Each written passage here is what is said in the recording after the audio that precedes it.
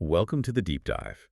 Today, we're going straight into some fascinating source material, a set of inquiries, both philosophical and scientific, that put forward a really radical idea about our existence. It's the idea that the foundation of a prosperous community isn't really shared laws or shared wealth, it's a shared realization. And what is that realization? It's that, quote, every life and every viewpoint are sacred. And the material argues this isn't just a nice moral idea, it's an objective fact, one that's rooted in three distinct, very real levels of universal interconnection. The core thesis is, it's simple on one hand, but absolutely earth-shattering on the other, is that we are all deeply, fundamentally interwoven. Right, and not just with each other, with the entire environment, the ground, the air, every living thing that shares the planet with us. And this link, the sources say, is what dictates our potential for development. It's something that needs our active, conscious attention. Exactly. So this deep dive isn't just about abstract concepts. We're actually looking at a framework for how the world works. Life is defined as this constant, complex exchange between all forms of matter and the energy they carry. And to make that massive idea manageable, it's broken down, segmented into three layers. Three layers: the physical, the emotional and intellectual, and then the foundational energy or spiritual level. Okay, let's unpack this. It sounds like we're starting with the cosmic building blocks, then moving into our own heads, and then out into these invisible currents that connect everything.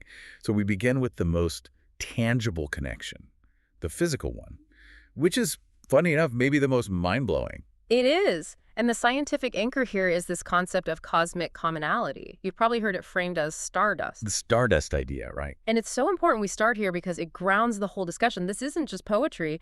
It's verifiable astrophysics. You can quote experts like Neil deGrasse Tyson on this. He's the one who says the very molecules and atoms in our bodies were manufactured billions of years ago. Exactly. Cooked up in the cores of supermassive stars. And when those stars died, in these, huge cataclysmic explosions, they just seeded the entire galaxy with all these heavier elements. And we carry the receipt for that explosion in our blood, literally. So if you zoom out, the source material argues we're connected on every single scale. Every scale. Biologically to every living thing, we share DNA, cellular machinery. Chemically, we're tied to all the molecules on Earth through these huge biogeochemical cycles. Atomically connected to every single atom in the universe. So when we talk about who we are, we're not just like the universe. We're literally constituent parts of it. The iron carrying oxygen in our blood, the calcium in our bones. It all came from that same ancient stellar furnace. And that leads to the first major aha moment in the text. Which is? That the physical matter that makes us is constantly being recycled. It's passing through the soil, the water, other living things. But on a subatomic level. On a subatomic level, the sources contend that the particles themselves are essentially immortal. They're always present, just changing their form, their organization. That just completely upends the idea of separation, doesn't it? If the particles that make up my body today could be in a mountain range, or in someone on the other side of the planet a few thousand years from now, then the implication is, on a material scale, none of us can ever truly be separate. The connection is inescapable. The universe isn't something outside of you. I'm just a temporary, unique arrangement of its permanent ingredients. Exactly. It reframes our entire existence as a shared, cyclical, material experience. Okay, that makes perfect sense on the cosmic scale. But as soon as you bring in human consciousness, everything gets more complicated. Way more complicated. So we have to make that jump now. From stardust to our unique inner worlds. This is level 2. The emotional and intellectual connection. And what's so fascinating here is that the sources totally acknowledge the radical individuality of our thoughts. Inside your mind, you live in a world defined by your unique perceptions, your mood, your point of view. So in that sense, every single person is kind of inhabiting their own distinct universe. They are. Which sounds like the definition of being isolated. If we're all in our own little universes, how can the sources claim we're still interconnected?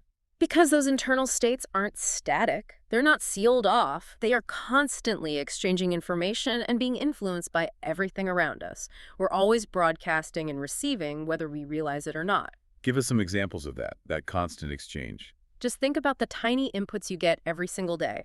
An annoying ad that makes you frustrated, a picture on a billboard that sparks an idea, a random smile from a stranger that shifts your mood for the next hour. Or the music you choose to listen to. Or even the absence of someone you love. That changes the whole architecture of your internal world. Precisely. So our internal universe, while unique, is perpetually being shaped by the cognitive and emotional input of the collective. It's a lot like that psychological concept, emotional contagion. Where one person's mood can literally just spread through a group like a virus. Exactly. And if we connect that to the bigger picture, it means every single action or even an inaction creates what the source calls a wave of consequences. And this is where the profound responsibility of this layer really kicks in. Hold on, I need to get the consequence factor. Sure.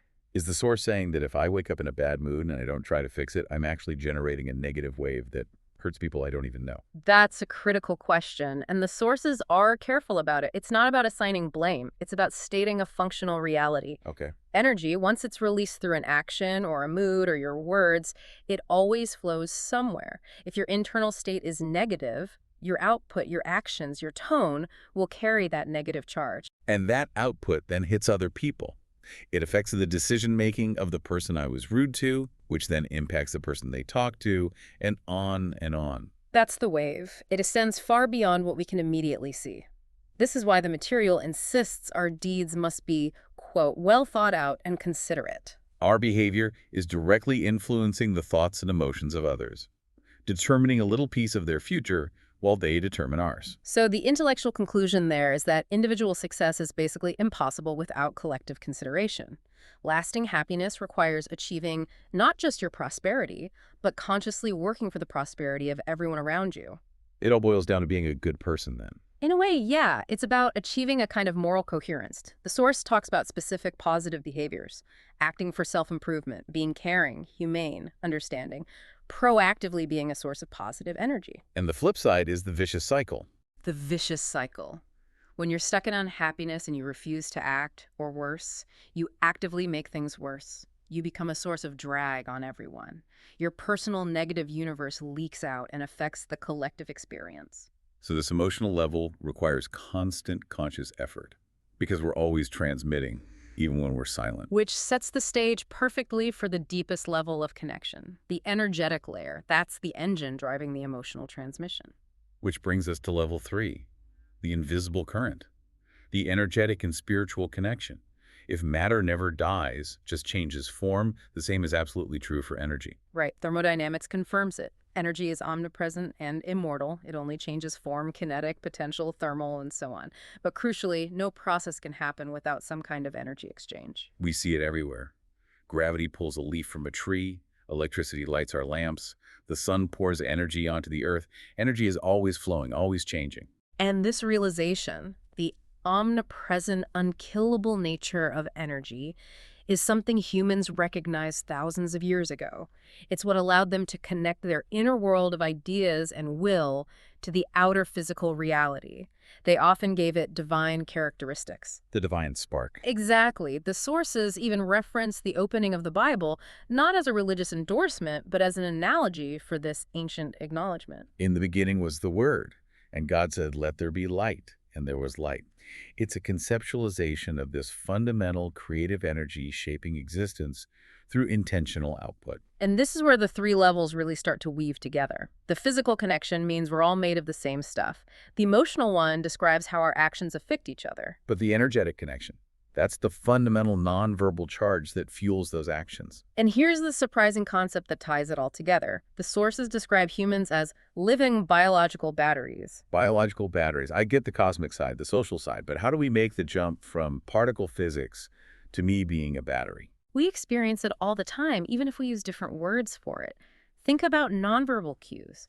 We all know people who walk into a room and have this gleaming radiance of positivity. They make you feel instantly at ease. Sure, and we've all been around people who do the opposite. They just sort of distort your comfort, a negative vibe that feels physically draining. It's that immediate instinctual feeling you get from someone before they even say a word. We call it good vibrations or a bad aura. It's a very real nonverbal transmission. And unlike the emotional level, which is tied to an observable action, a rude word, a smile, this energetic level is about the underlying intent, the will you're imprinting onto your existence. And the key takeaway here is that we are not passive observers of this energy flow. We can control it. We absolutely can. With education, with understanding, we can actively direct this flow.